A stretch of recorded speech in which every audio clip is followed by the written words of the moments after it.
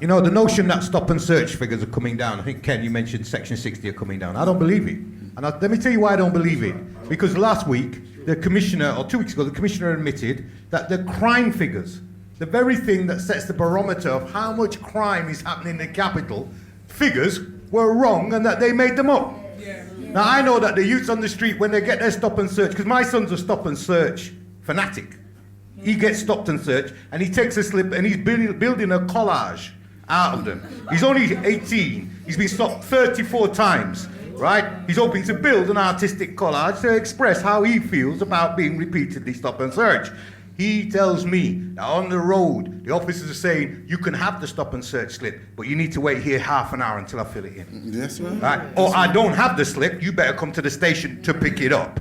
And so there are thousands of stop and searches, Section 60 or otherwise, that are happening that we don't know about, and they're telling us the figures are dropping. The pain on the street tells me the figures are increasing. That's right. And if you look at the Ministry of Justice website, under Section 95 of the statistics on race and criminal justice, stop and search in London has increased by 200,000 since 2008. Okay? Now, stop and search, Minister, is the main dragnet tool in which they pull our young people into the criminal justice system. And let me tell you how.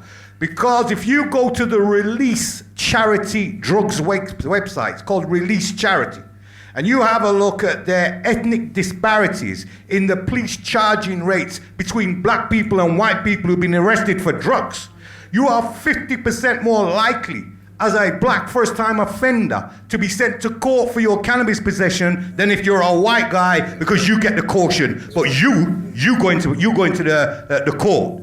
And if you get caught with cocaine, you are 70% more likely as a first-time cocaine offender to be sent to court if you're black than if you're white. Now, these are not my figures. That's right. I didn't do the research. A white organization got the figures from the Metropolitan Police Service. Do you know what that means? That means that if stop and search is increasing 200,000 a week, and we know because it was released by the Sunday Mirror, check out Justin Penrose last week, what did he say?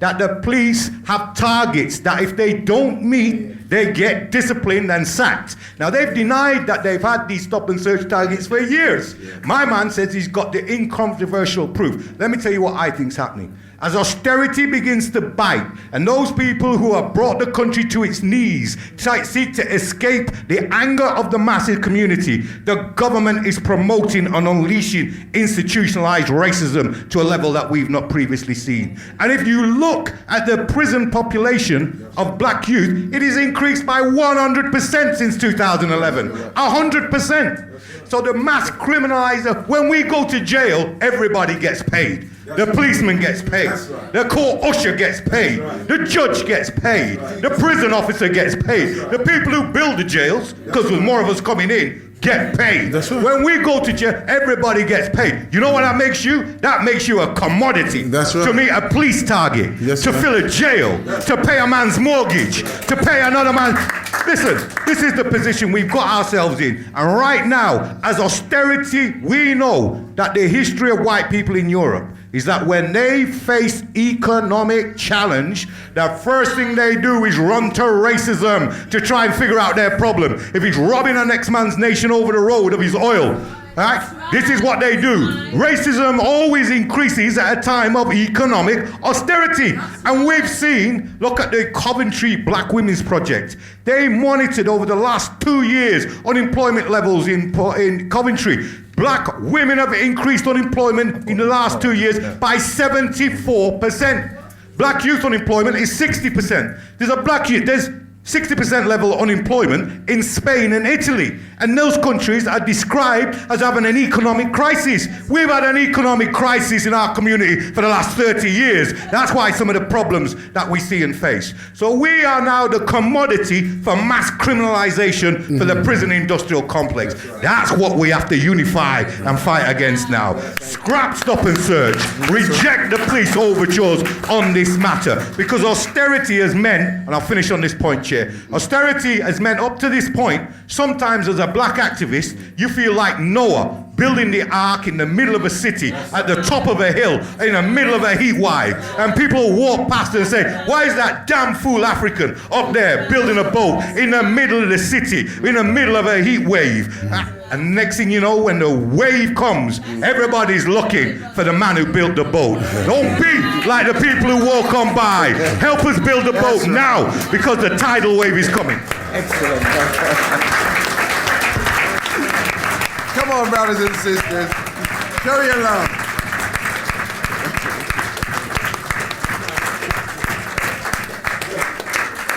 Brothers and sisters, you got great representatives in the UK. Should I say that again? You got some great people in the UK. So just to close, I'm going to ask Brother Twighlight, you had a point you wanted to raise. Everybody heard what Lee said, right? He said there's a tidal wave coming. When you look at the new policy that's coming through, the serious and organized crime strategy that Theresa May is introducing, they will start to use terrorist legislation to come after our young people that they have mislabeled as gangs. This will allow them to take our young people and take them into custody for 10 days and hold them without anybody even knowing that they're there. And the strategies that they unrolling to attack our family are under the girls and gangs strategy. When we know that when it comes to crime, it's 86,000 people in prison at any given time in the United Kingdom. And of that 86,000, roughly about 5,000 of them are women. So we know that the crime is predominantly done by the men. But they're in the community, and they're getting our sisters, to turn against their partners, and then destabilizing the family for the so-called sake of reducing crime. And crime has been on the decrease in this country for more than 20 years. And it's the same case in the United States. But yet the prison population continues to skyrocket. Now, why am I standing here and I'm saying this to you? The tidal wave is already starting. That's right. When they started with the gang, the whole talk about gangs, and they started labeling the community, that was the initial reason why I came to this country. I came to make people aware what the strategy was. We have to behave like a fox and recognize the traps. And when the wolves come, we have to become lions to frighten off the wolves. Legislature, legislature, legislature. We have to change the context of the game through the legal system and make it illegal for them to kill our people. In the prisons, in the streets, in our schools, in the way in which they're educating our children, they're killing their minds. And when you look at the statistics, they say at the present rate of attainment, it would be 2053 by the time African Caribbean children will catch up with everybody else in this country academically. Now, what Michael Gove says about that, he says those individuals are functional illiterates. And as Brother Minka said, you're now surplus goods. You have no purpose. So you will be identified for incarceration. And under Article 4 of the Human Rights Act, you will be used for slavery.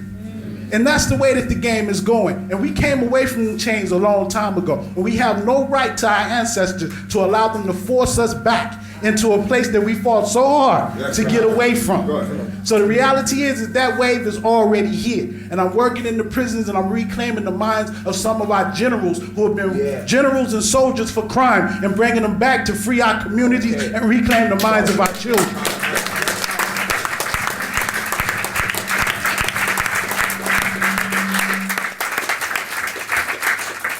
And as sure as I stand here, I don't care if I was born in the United States. As I tell everyone, I was born there, but I'm not responsible for their foreign policies. I am an African. I am a global human being. And wherever my Africans are at war, I stand alongside them, and I fight just as much as they do for where they stand. And that's what I give my life for. And anybody that knows me and knows my work in this community knows that that's true. Yes, sir. And what I like to see us doing going forward is more and more collective work and responsibility. My God, can we get together and do more work? So Akala, I'm with you 100%, and I'll take the message into the prisons, and I'll get brothers on it. And I'll bring them into the community, Brother Minister, I'll bring them to you. And I'll bring them to Brother Minka and to the Pan-Africanists as well. All I got to say is they are definitely some show-me people. And if you don't show them, you will lose them. Do you understand what I'm saying? We have to show them. And that's what I want to offer tonight, because I can see what's coming. And I do not wish to see my son suffer. Exactly. Or even his cousins, or even his fellow young people in the community around him suffer what I fought to get myself away from. Yes, sir. I had to be redeemed from that life. Yes, sir. And so now I have to give my life as necessary to ensure that the future generations don't get it. Yes, sir. Yeah, and if that means going to prison or anything else this government want to come with, then so be it. I'm not afraid, and I pray to God that you not. Thank you, brother.